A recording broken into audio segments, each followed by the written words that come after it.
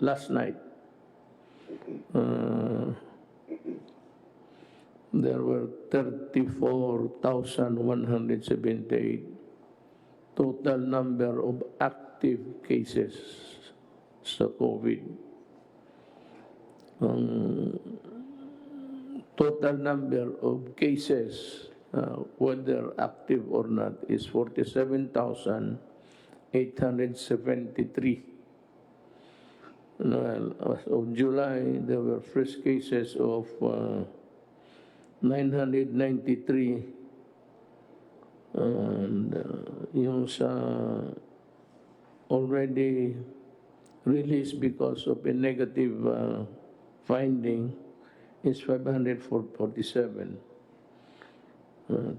Cases reported as of last night was 1,540. Ang maganda naman dito, yung recoveries natin, actually reported as of last night, was 12,383. Ang patay natin is, we compared to those who recovered, it's quite small, 1,309 ang patay. Now, let me stress that whether we open a modified lockdown or we totally open it in wild abandon, kagaya ng Amerika pati Brazil, ang mga presidente doon medyo matatapang. Baka may pera, ito si Bolisuro.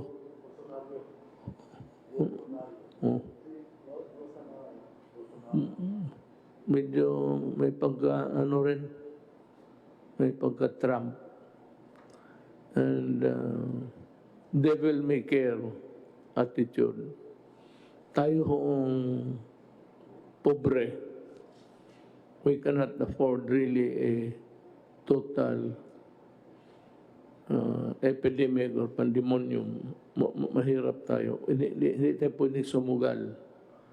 I cannot follow the example of other countries because as the experience have shown as of now, there were a lot of countries also opening up. And first was Japan, then Korea, followed by China and the United States.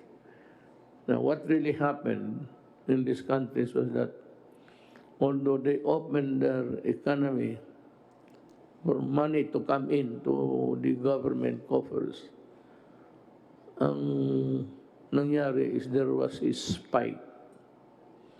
They would have a problem of almost a relapse.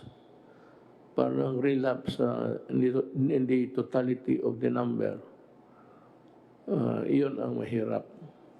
Now, we do not even know if the number of 34,178 of active cases is still a part of the first wave, or have we arrived at the second wave? I don't think so. We are still grappling with the first wave. So, mga kababayan ko, ginusto ko man, ako mismo personal, gusto ko nang lumabas. Ayaw ko nang magpapigil. Kung gusto ko nga, magkipag-away na ako. Ang problema is, yun ang gusto ko. Pero ang gusto ko, hindi makapabuti sa ating lahat. And that is true for your choice and my choice. And so we have to be very circumspect in the opening of the economy. Dandahan lang. And if ever there is going to be a spike again, baka marami ang infect infected or reinfected, at least yung calibrated numbers of people we allow to go out would be still within manageable numbers. Because if we open the entire Philippines and thousands upon thousands of new cases would happen, then we are in deep shit. Talagang mahirapan tayo. Una-una, wala tayong pera. Well, of course, sabi ng mga doktor yun, ventilators, yung paggamit niyan is the last option of a person sick with COVID. So there are still many things that can be done. Our doctors have, in the Philippines, have, innovated some sort of just meeting the crisis halfway. Some have resorted to melatonin, others have, pero yung quinine ay talagang this was debunked by experts all over the world. It's not really for the use of COVID-19. Now, you want to know the places which have been declared modified or there has been a change. But this is a very dynamic thing. It can change every day depending on the numbers. And of course, upon the assessment of our health authorities. So I'll give the floor to Secretary Doggett to enumerate to you the places that have been modified total noon. Ngayon, makalabas kayo, and who are the sectors of society who would be allowed a little bit of a leeway, an elbow room to move. Hindi lahat ito. Sabi ko nga, I'm sorry but I cannot really kumbaga bitawan ko kayo. I will remove the leash yung tali. Pakulaan na kayo kasi hindi ko kaya ang the resultant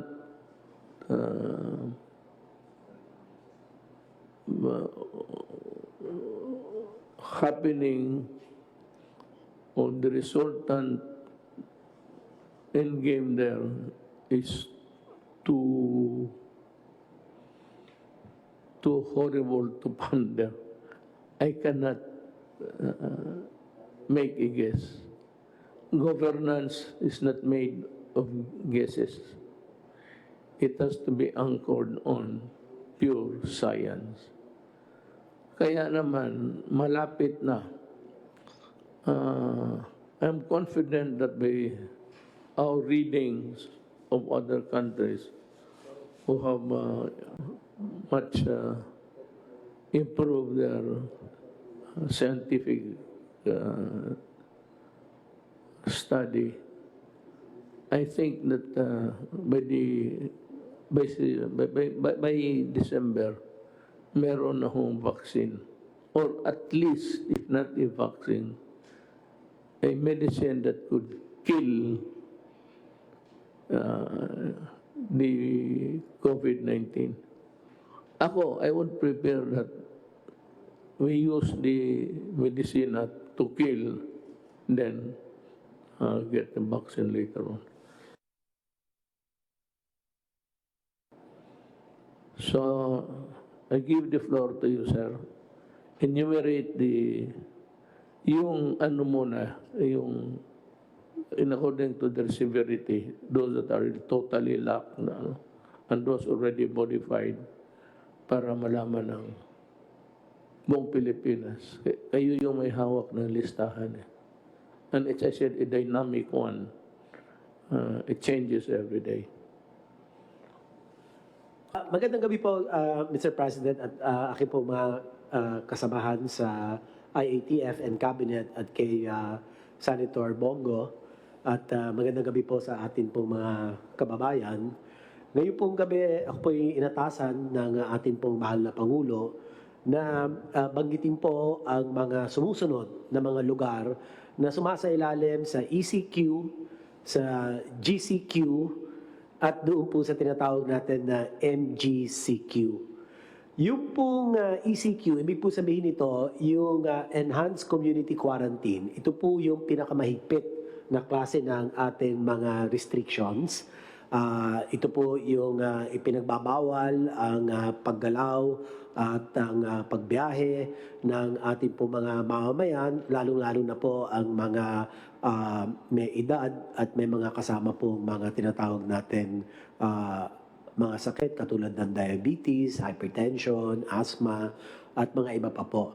Iisa lang po ang lugar na sumasailalim sa ECQ. Ito po ang Cebu City. Ang susunod naman po ang ating General Community Quarantine. Yes, sir.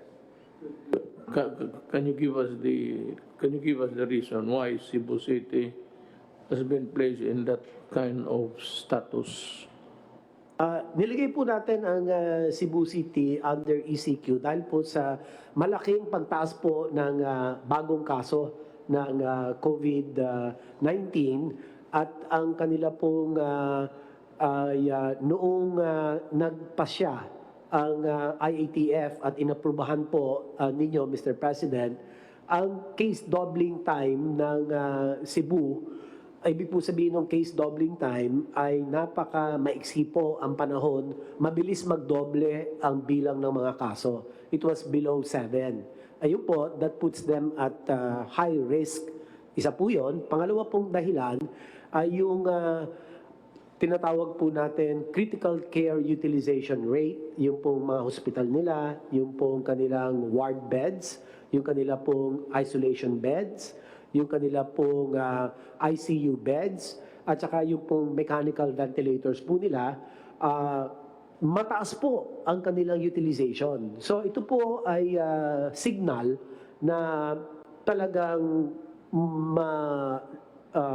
malawak po ang naapektuhan na mga komunidad with the COVID-19 cases. So, nagpasya po tayo na gawin pong ECQ para nang sa ganon mapigilan, magkaroon part of the containment strategy, Mr. President, para mabawasan ang reported new cases. At ngayon naman po, yun na po nangyayari, Mr. President. Meron po tayong report, but this is with Secretary Roy Simatu. We will get the official report soon, Mr. President. So dalawa lang po yun. Ang kanila pong case doubling time ay masyadong maikse, less than 7 days. That puts them at high risk, and their critical care utilization rate, mataas po ang kanilang paggamit. Ibig sabihin, overwhelmed na po yung kanilang health systems capacity. So dalawa lang po kung bakit sila inilagay under ECQ, dahil nga po yung kaso nila tumalon, Mr. President, masyadong malaki po itinaas. Sir, may I just comment, if you'd allow me? Earlier, in the days during the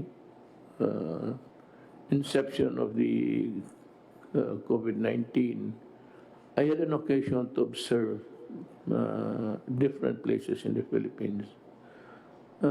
Sad to say, it is the province where I come from, and that is why I warned the residents there that they should not take it against me. We had all the warnings in place, and the police were very strict. But following the national direction, but it could only arrest so many so much. Ang nahalata po, nonchalant sila during the critical days sa pagputok nito. People were partying, gambling outside of their houses in Talisay, that's in Cebu. Basta para sa kanila, baliwala. And sabi ko nga, kayong mga Cebuano, huwag kayong magalit sa akin. I'm a Cebuano and I have every reason to be concerned about the welfare of the province of my father. Ang sinasabi ko sa inyo, nawarningan ko na kayo noon that yung Cebu guys are taking the warnings of the national government nonchalant. Maragway na hitabo sa binisaya pa. Di mapod mo. Maragway mo too. Unya, nakita na ko, from all indications, gikan sa footage, pakuhaan ako ang kamera sa gobyerno. Aba, wala yun. Marag walay warning, wala tanan. Also, muna na ikaroon. Ang akong kuhan sa inyo, higay mong ulo. Dili to sigurong, except those who are really infected because they had to go out, they had to work, or if perchance, talagang tinamaan. Ang ayaw ko doon, sir, sa Cebuano, yung mga taong nag-iinuman, nagsusugal, pati nagparte. Panghuli lang na sasabihin ko po kung bakit ang Cebu City ay pumasok sa ECQ, nag-escalate to ECQ. Yung particular sa isolation beds po nila, 90.6% ang kanilang utilization. And that puts them at very high risk. At ang kanilang ICU beds, ganun din po, 84.6% ang utilization. High risk din po. Kaya yan po ang dalawang dahilan kung bakit ay ibinalik po natin sila sa ECQ.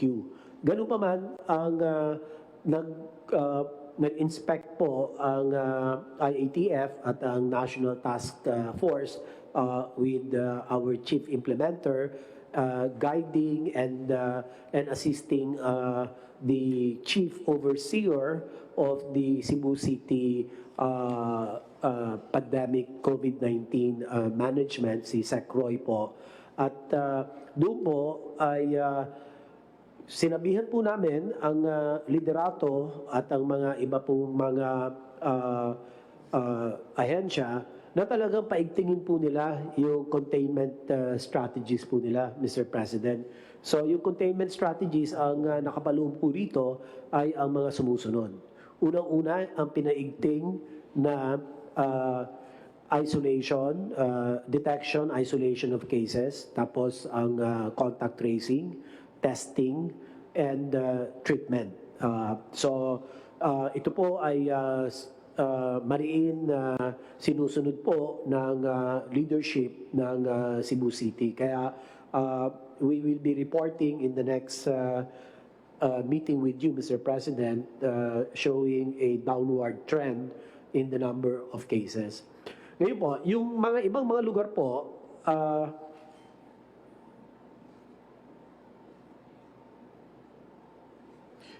yung mga nakapaloob po sa GCQ or General Community Quarantine ay ang NCR, ang Benguet, ang Cavite, Rizal, Lapu-Lapu City, Mandaue City, Leyte, Ormoc, Southern Leyte, at tatlong lugar po sa Cebu Province, ang Talisay City, ang Minglanilla at Consolacion.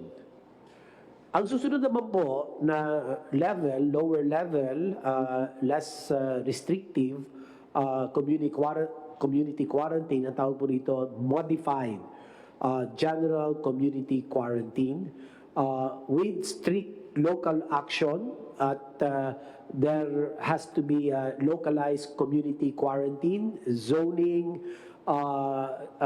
strict enforcement of minimum health standards, scaling up of health system capacity, such as isolation facilities of overseas Filipinos, the locally stranded individuals, as well as close contacts. The provinces and the regions under MGCQ are the following. For CAR, Cordillera Administrative Region, we have Abra, Baguio City, Ifugao, Kalinga. For Region 1, Ilocos Norte, La Union, Pangasinan. Region 2, we have Cagayan and Isabela. Region 3, Bataan, Bulacan, Nueva Ecija, Pampanga, Angeles City.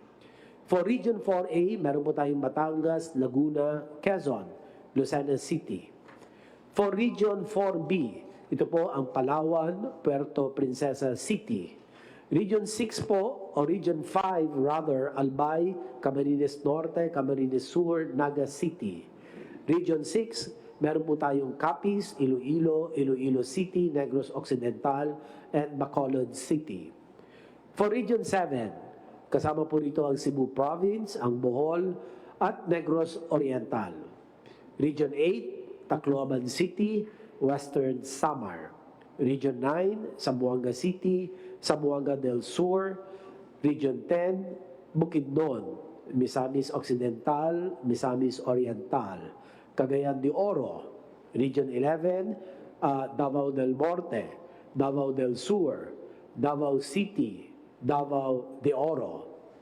Region 12 po, kasama ang Cotabato, ang South Cotabato. Region 13 or Caraga, Agusan del Norte, and Butuan City. Samantalang po ang Bangsamoro Autonomous Region of Muslim Mindanao or BARM, kasama po ang Lanao del Sur and Maguindanao. Yung pong susunod na kategorya or classification, risk classification ng MGCQ na lower risk po, the rest of the Philippines. Lahat na po ng lugar sa labas po ng akin mga nabanggit, sa ECQ, sa GCQ, and the modified GCQ ay nakapaloob po sa tinatawag natin low risk, modified, general community quarantine. So, ilan po, Mr. President, ang akin pong naitala na mga lugar po batay po sa inyong kautusan. Maraming salamat po. So, nandiyan ho yun. The Secretary of Health has given us the places where there are different kinds of quarantine that are being implemented. Again, just because you're allowing some of the sectors of our society to go out and work, it does not follow that COVID is not here. COVID will remain for all time. The only thing that would make it useless, actually, would be the vaccine. But the vaccine is a antibody produced by the body to fight. Ibang klase ito galing sa katawan natin. Yung isa naman, kung maaari, yung pampatay talaga. But it does not guarantee reinfection or infection. So, I hope that we have satisfied the public of what to obey, what not to obey, when to do it, and when not to do it. Now, meron akong updates na binigay sa akin. Operations of MRT Line 3 will be temporarily suspended for approximately 5 days beginning July 7, 2020. It will only resume at least in limited operations, once testing confirms that sufficient number of personnel are negative for COVID-3. So we are very careful na pati yung those manning, those equipments there will not jeopardize or put you in jeopardy while riding the trains. There will be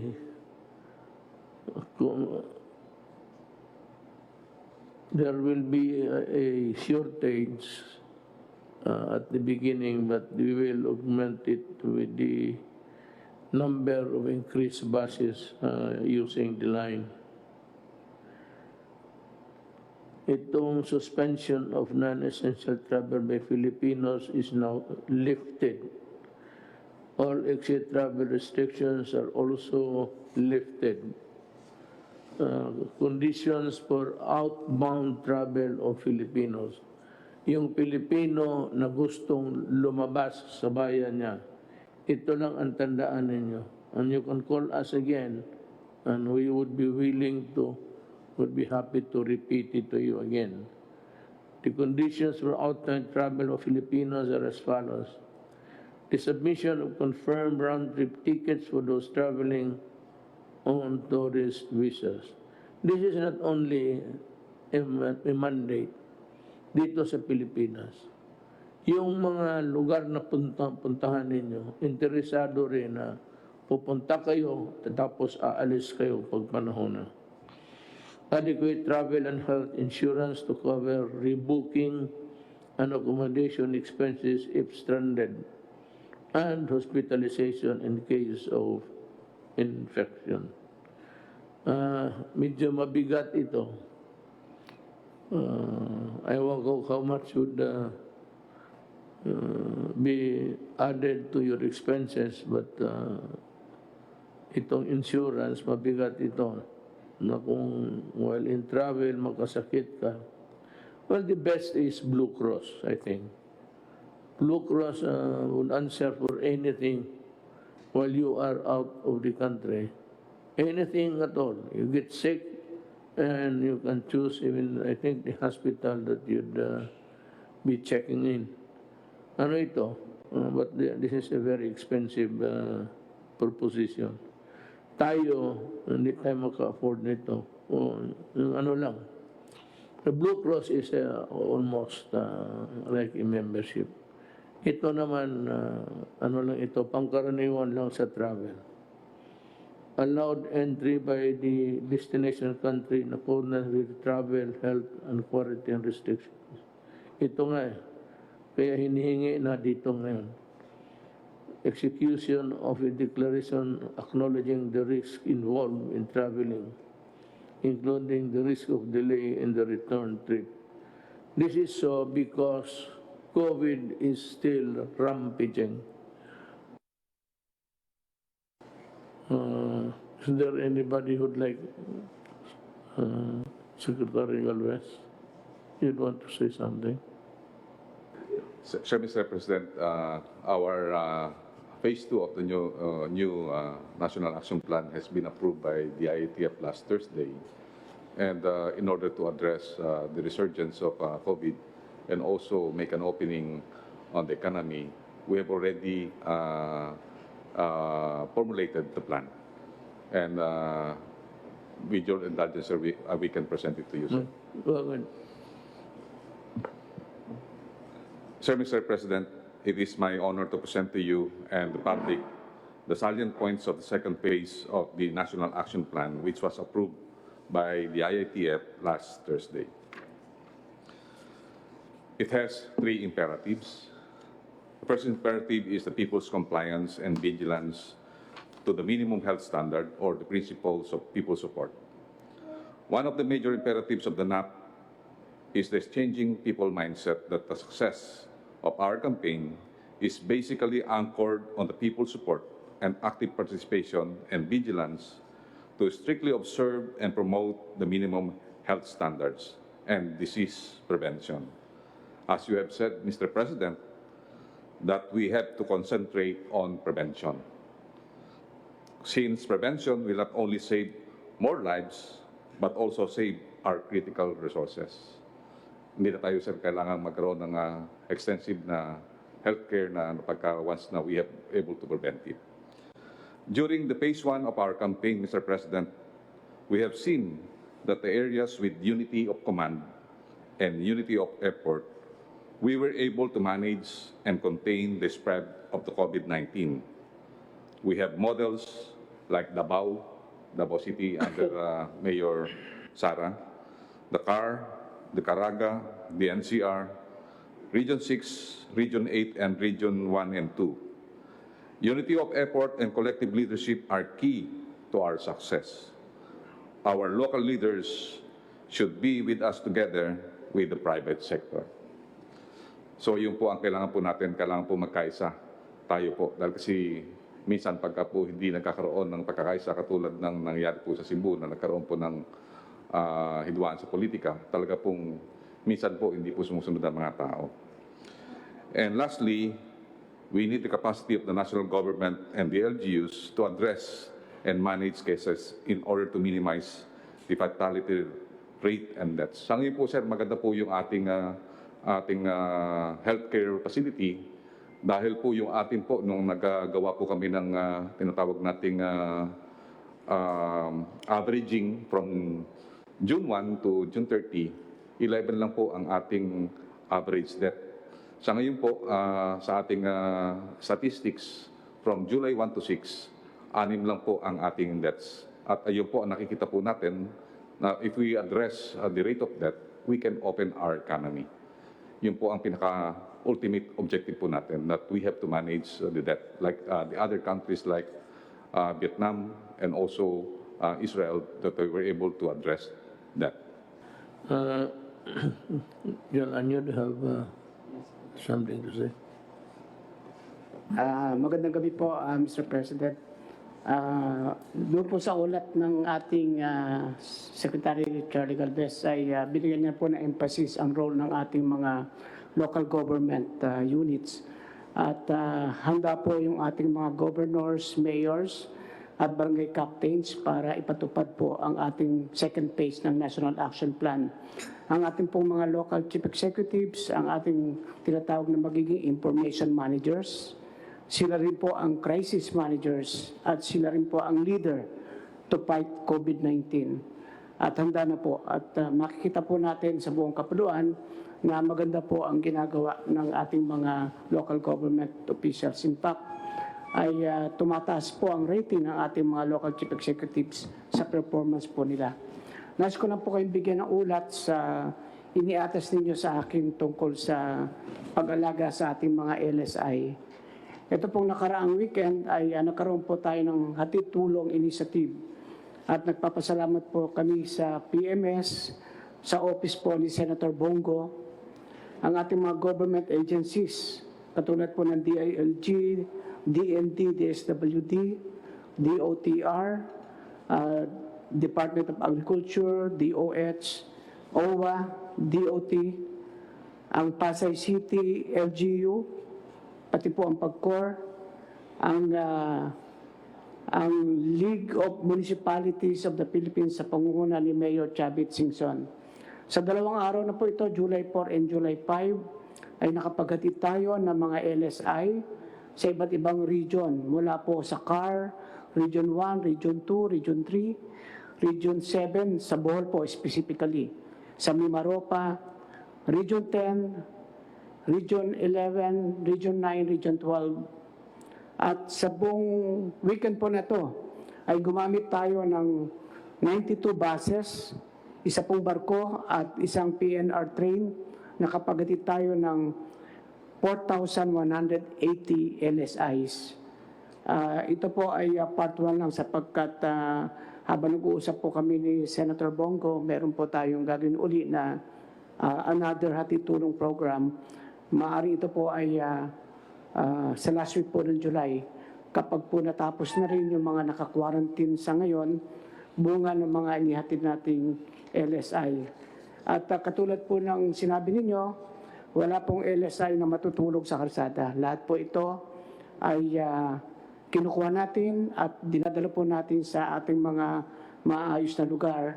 Dito po sa Villamor Air Base Elementary School, sa Philippine Army Wellness Center. Dito po sa isang part ng Libingan ng Bayani, sa MP Battalion, sa Philippine Ports Authority, pati po sa NAIA Terminal 3 at NAIA Terminal 2. Sa July 6 at July 7, naunat po natin, meron tayong 5,296 LSI. Ang 3,820 ay naispasakay na po natin sa mga eroplano at barko.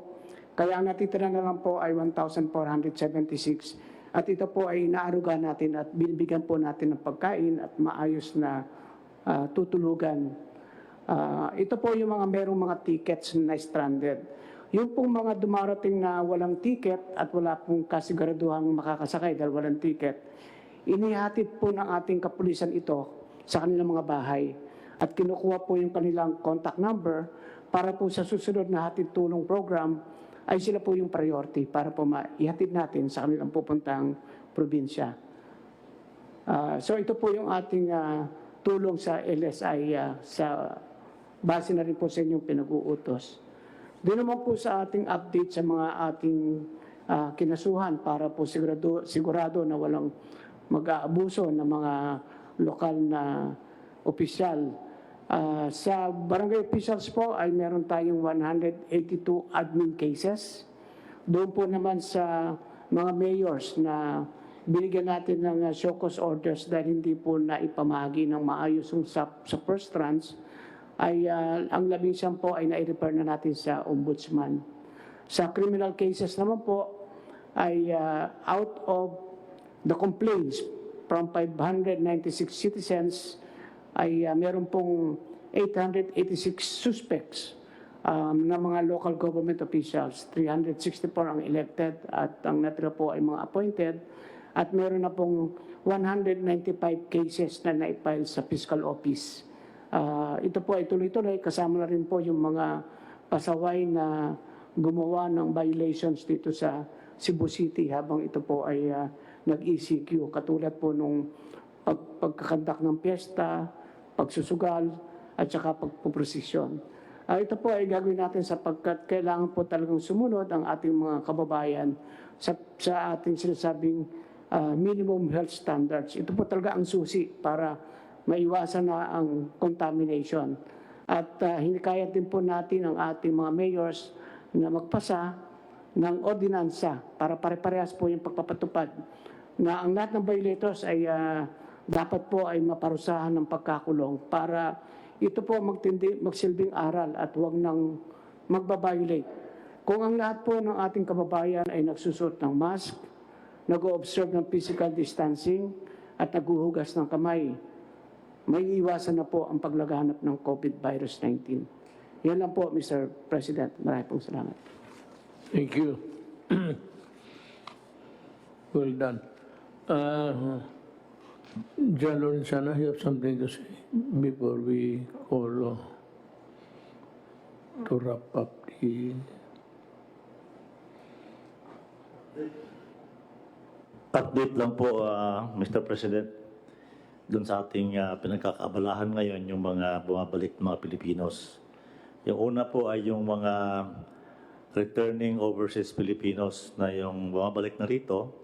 Sa kasalukuyan ay meron na tayong naibalik sa mga probinsya nila na 48,099. By land transport is 19,791.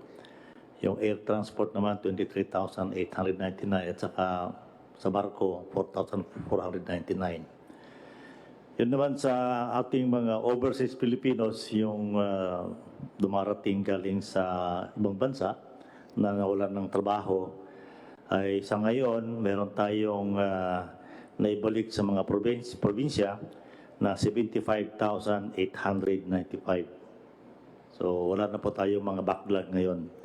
Ayun po ang data ngayon ng araw na ito. Nabanggit na po ni Secretary Anyo yung LSIs at saka yung balik tulong. Isa na lang po aking babanggitin yung mga Pilipinos na nasa Sabah na gustong ibalik na ng Malaysia sa atin. Ang bilang po noon, ng total bilang ay mahigit pong 5,000. Yung unang batch po ay dumating na noong Sabado. Nagpunta kami doon ni Secretary Galvez at saka si Secretary Roque. Pagkatapos po natin manggaling sa Zamboanga, Kanambagahan, nagpunta kami doon. Yung first batch ay 395 Filipinos. Karamihan po ito ay taga Bungaw, Tawi-Tawi. So ito pong barko natin na pumupunta ng Sabah ay every 2 weeks ay magkakahakot nitong mga Pilipino na to. Karamihan po sa kanila ay Tawi-Tawi, Basilan, saka Zamboanga, at saka yung iba naman sa ibang mga lugar. Nakausap na po namin yung mga provincial government na tanggapin nila itong mga tao ito dahil sila po ay COVID-free na. Bago sila umalis sa Malaysia ay na-testing na sila doon sa pamamagitan na binayaran na ng DOH yung kanilang testing doon. Lahat po itong 395 na umalis ang dumating nung Sabado ay COVID-free sa testing po. Yun lang po, Mr. President. Thank you. Thank you. You might wrap up the today's session with yung sa task force, the different or matters that you took up for the rest of the week. Yes, sir. Dalawang bagay lang po. Kasabay po ng ating part 2 ng ating plan of action, magkakaroon po tayo ng major change also in our communication. Sinimulan niyo po ngayon dahil ang binasa niyo po ngayon ay yung active cases. Kabahagi po yan ng ating bagong strategiya sa ating communication. Ang communication po natin ay marami na tayong natututunan tungkol dito sa sakit po ng COVID-19. Gagamitin natin yung natutunan natin para mapapagal pa po ang pagkalat ng sakit at gagamitin po natin ito, gagawin natin ito dahil kinakailangan na nga pong mabukas na ekonomiya. So habang nagbubukas po tayo ng ekonomiya, lalakasin pa po natin ang T3, ang testing, tracing at treatment. Poprotektahan po natin ang vulnerables dahil yan naman po ang natutunan natin sa mga ibang bansa. Karamihan ang namamatay ay mga senior citizen, mga buntis at may mga sakit. At papapatuloy po natin ang localized and granular lockdowns. Now, pagdating po sa communication, yung ginawa po ninyo, nauna na po ang PMS, na-implement na po nila, pwede ba kung pakita natin yung aking slides ngayon? Ito po yung slides na ginamit natin kanina for the first time sa ating press briefing. Mapapansin nyo po, bago na rin po yung ating, hindi po yan yung COVID-19 updates. Sa COVID-19 updates, yung kakalipat ko lang, yung finorward po natin sa hindi po yan, back pa. Sa una po, yung COVID-19. Makikita nyo po sa COVID-19, yan, yung unang-unang part. Yan. So, actually po, yung binasa nyo po kanina is 32,845 active cases. So, actually, in-implement na po ng PMS. Kaya po natin sinasabi na active cases kasi baliwala na naman yung mga hindi aktibong cases. Talaga pong tataas ang numero habang wala pong bakuna, habang walang sakit. Pero ang importante po, malaman natin kung ilan ang active cases. Sa susunod na slide po, makikita natin yung recoveries kaagad. Napakataas po ng recoveries, 12,185. At binibigyan po natin ng emphasis na ang deaths ay pakaunti po ng pakaunti, 1,303. Susunod na slide po magpapakita na in fact, ito po yung tinatawag natin positivity rate. Yung kada 100 na taong tinetesting, ilan ang merong sakit na positive sila. Ang bansa po natin ay 7% lamang. Ang benchmark po ng World Health Organization ay 10%. So we are well within po the benchmark. Tapos ipapakita po natin yung mga datos na nagpapakita na epektibo naman po ang ginagawa natin laban sa COVID-19. Ang pinaka-importante po, ito pong graph neto, itong ating mortality rate na nagpapakita naman po talaga na patuloy po bumababa. Sa katunayan po, ang ating mortality rate ngayon ay 2.9%, 1,290 as of July 5 ang ating mga death rate. Pero ang global average po ay 5.5%. So halos kalahati po tayo ng worldwide average. Pagkatapos po, i-remind natin yung taong bayan na kung hindi po tayo nag-lockdown, hindi tayo gumawa ng lahat ng hakbang, ang estimate po ng UP, kung hindi tayo nag-ECQ, meron na po sanang 3,600,000 na katao na nagkasakit.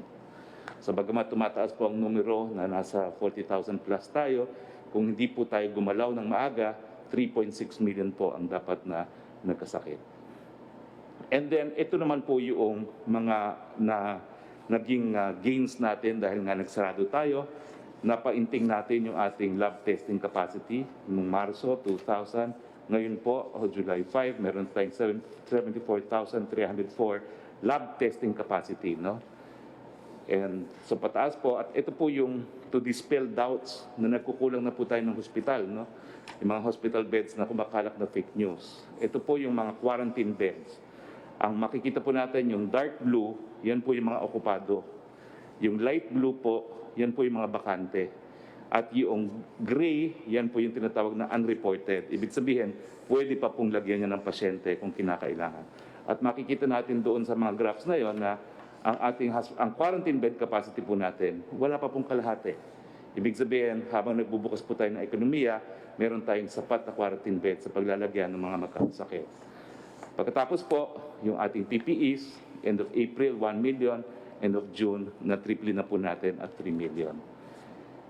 Yung ating sa NCR po, kasi sa NCR po kumalak yung fake news na wala na pong bed capacity, kinakamusta po kayo ni Dr. Sammy Ang, kasi naging viral yung kanyang memo na for internal use only. Ang sabi lang niya, napuno na yung 30% bed capacity allotted for COVID patients. Ang lumabas sa dyaryo, punong-puno na raw ang Chinese General Hospital na hindi naman po totoo.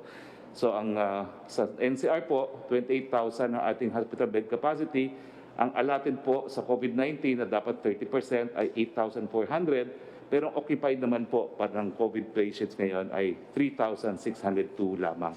So malaki pa po, halos mahigit pa kalahati yung ating bed capacity para sa COVID. At ito naman po yung quarantine facility beds. Ganun din po, no, gaya nung isang pinakita natin, wala pa po sa 1/3 ang okupado. Meron pa po tayong 72% available. Ang mensahe po natin, kaya tayo nag-ECQ, hinandaan po natin, pinalakas po natin yung health system natin para pagbukas ng ekonomiya, maaalagaan po natin yung mga magkakasakit na critical at severe.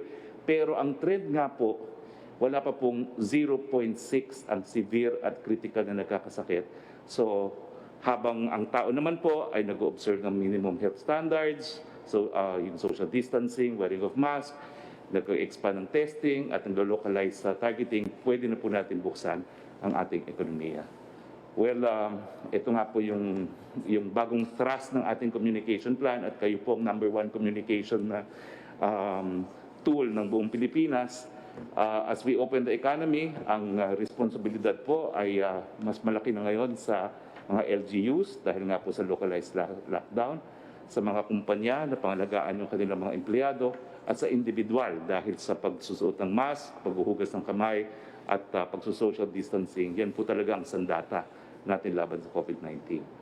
Ang statistics po, ang pagsusuot ng mask, it can lower the probability of acquiring the disease by 85%. Ang social distancing po, it can reduce the probability by as much as 80%. So, ang balita po natin talaga is tumataas ang kaso. Ito po expected habang walang bakuna. Pinaghandaan po natin to. Sapat-sapat po ang ating mga kama para sa mga magkakasakit. Pero dahil meron tayong sandata laban sa COVID-19, po pwede na natin buksan ang ekonomiya at magkaroon ng hanap buhay ang lahat. Yun lang po. Thank you. I'd like to thank everybody sa itong ating gobyerno. The gobyerno that's really the cabinet members working for the prompt response that you undertook to alleviate the plight of the stranded Filipinos. Nakakaawa talaga, and it took you just about 2 days to solve the problem. I'd like also to thank Secretary Tugani for his fast action. Alam mo, yan lang ang maibigay natin sa tao. Yung hindi masyado mahirapan ang mamamayan. And whenever there is a problem, that we try to solve it as fast as can ever be done. Maraming akong nakita doon sa trabaho ninyo, and I cannot thank you individually now, but maybe someday in the fullness of God's time, mawala na ito. So we're just waiting for the vaccines, and of course whatever there is that will hit the market before the end of the year. Sana mawala na ito. Double hit tayo eh. We were hit double whammy. It concerned the health of the nation, pati yung economy. And the only consolation is that we are not the only one. Of course, the rich nation are better off. But at least tayo, were able to stop the rampaging COVID on its tracks with our timely intervention, government, especially the medical workers. So maraming salamat sa inyong lahat. Now, if there are no other matters, urgent matters affecting the,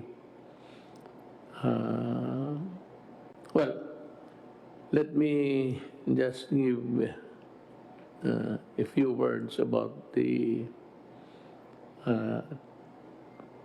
terrorism law. Ito kasing mga left, pati itong komunista, they think that we are always thinking of them. They don't even know that we are also thinking of other matters. As a matter of fact, they are the least that we are spending our time. Itong komunista, whatever be the fortune or misfortune of that law now, I'm sure it will be challenged before the Supreme Court. Sana yung mga the much needed legal weapons that we need to fight terrorism. Kasi ang terrorism ho, hindi ito isang dalawang putok. As what happened in Mindanao and in other places, mostly in Mindanao, ang ginagamit kasi nito nila, bomba. Ang bomba niyan, lahat na sa simbahan may tama o may bukol. Yun nga ang problema niyan. Hindi nila alam, they think that they are a different breed. They would like to be treated with another set of law. When as a matter of fact, they are terrorists. They are terrorists because I finally declared them to be one. Why? Because I spent most of my days as president trying to figure out and connect with them on how we can arrive at a peaceful solution.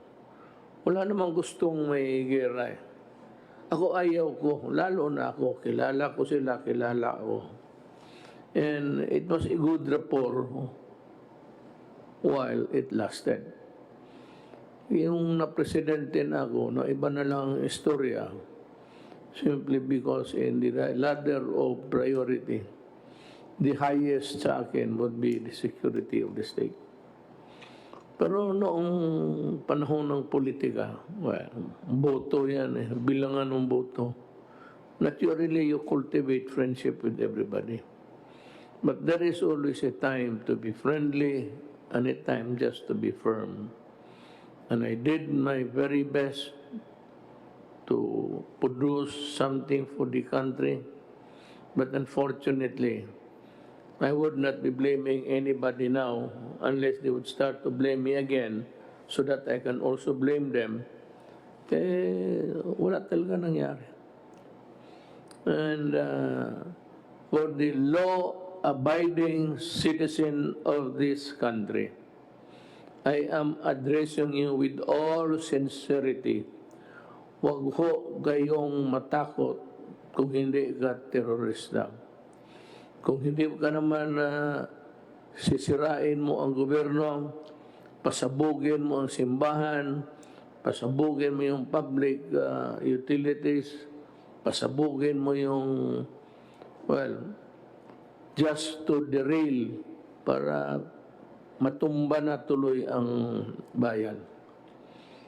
Problem is, ang demokrasya kasi election. However fractured you may say, ang ating demokrasya, or a little bit shaky. We had an election. It was a clean one. I can guarantee you, I was a participant of that election. We did our very best to present to the public. We did not commit any. Kung walang mangyari na masama, wala namang problema. Pero once you blow up simbahan, blow up mo yung marketplace, sino bang? So the right to defend itself accrues to the government heavily. Na ngayon sabi ko nga, sabi na Duterte, patay dito, patay doon. Totoo. Pag pinatay mo ang mga tao, papatayin talaga kita. Anak ka ng, iposta mo yan saan? Posta mo sa libingan ng tatay pati nanay mo. If you do that to the people, if you kill them wantonly, then I will take it as a right to kill you. Ano ba may problema rin yung kill? Ngayon, kung magsulat ka na dyan, kung ano-anong pinagsusulat ninyo all those years, I never filed a case, even during the mayor. Wala, hindi ako demanda. I just take it as, because that is what my father said. And it was succinctly uttered once by General Lorenzano when he was still active. Dito sa gobyerno, pilde ang maglagot. Kaya yan, kung magbasa ka, kaya ako nakabasa ng mahusay magsulat. Para sa akin, bugok ka. Di ako nakabasa. I do not read yung sa briefer nito meron sa article about mga rapper. Skip ko yan. I do not. And the one who gave me that advice early on, when I became mayor, was Mayor Elias Lopez. It's 2 o'clock. He was the ex-mayor at the time. He said, I'll give you one good advice and remember this until you die as a politician. Huwag kang magbasa ng mga locals. Huwag kang makinig niyan sa ano. They're no better off. Malayo yan sa iyo. Kaya ganun yan sila. Kasi wala nang magawa sa buhay nila. Hanggang dyan lang yan sila. Ito kita mo kung ano nangyari dyan sa mga bright girls. Nakakaso, akala nila they can violate the law in wild abandon. Hanggang dyan lang yan. Totoo nga. Kaya ako hindi ko tanong. Kaya ako, ayaw ko. Kaya wala akong sabi na, may sinabi na, basa mo ba yung ano, ako, maganda, hindi. Kung hindi maganda para sa akin, wag na.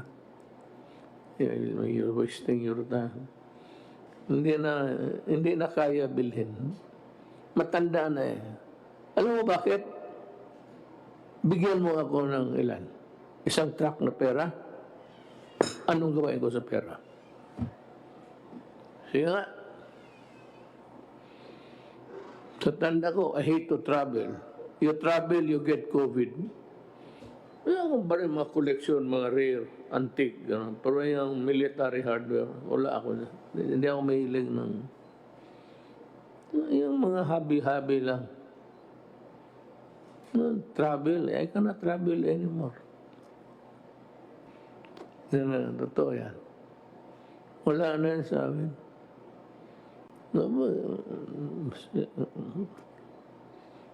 General Galvez, General Lorenzana, tapos they have served the country and they're still serving the country. Why would they destroy their name? Pamukano ba? Kickback. May kickback mo na 50 million? Kung sabi ka na may 200 million na kickback, aywan ko. Pero, huwag kayong maniwala. Yan yung mga madudumi yung isip. Yung kaagad nagre-react. Kung hindi nila naalaman na pagsabi may price difference, tignan mo muna yung history. So, because then, if you judge us the way then one of these days, we will also judge you in the same way and with more ferocity. And it will come. It will come.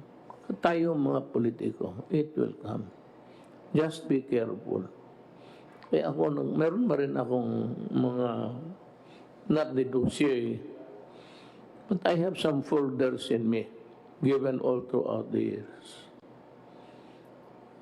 You will have a dose of your own medicine one of these days. I'm not threatening you. Go ahead and expose anything about corruption in this government. Sabi ko sa iyo, kung maraming malaki, mag-resign ako. Si Risa is a fraud. Maniwala kayo. Well, give us time. Too early for you to enjoy yung mga award mo. You are a fraud. Actually.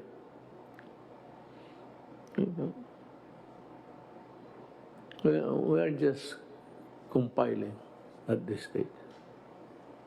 And someday, in bold letters, we will show your incongruity. You are a fraud. So, yan lang ang masabi ko. Total, wala naman akong hinihingi sa inyo. I'm not asking for any political boto. Wala na. All I'm asking is that you obey government.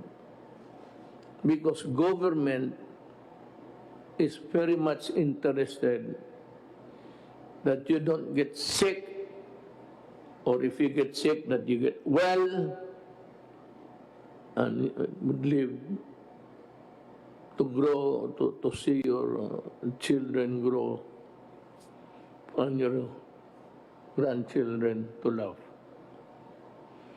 Ganun lang yan. So with that, I have to say to the Filipino people, huwag po kayong nagtatrabaho lang po kami talaga. And if you want us to do more, we will. Tell us what to do.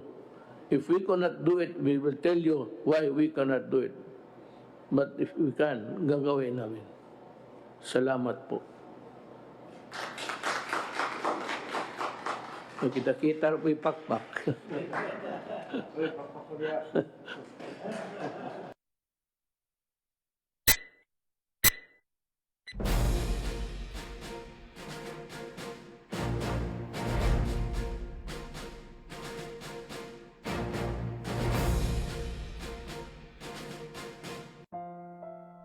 aming Ama. Sa gitna ng takot at pangamba na dulot ng sakit na COVID-19, kami ay lumalapit sa iyo upang humingi ng ibayong lakas at pag-asa. Buong puso nawa naming magampanan ang aming mga sinumpaang tungkulin